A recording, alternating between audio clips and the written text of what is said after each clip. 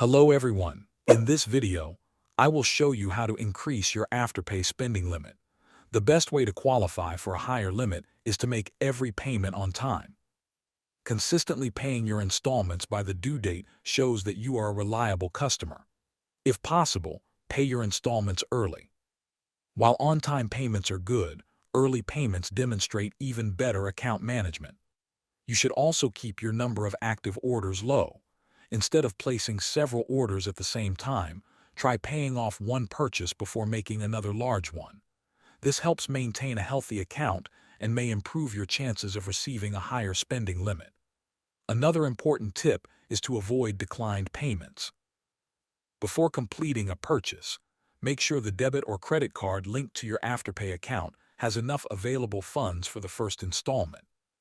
Declined transactions can negatively affect your account history. It is also a good idea to check your estimated available to spend in the Afterpay app before shopping. This helps you understand your current limit and prevents you from attempting purchases that exceed the amount currently available. Keep in mind that limit increases are handled automatically by Afterpay's system. Thanks for watching.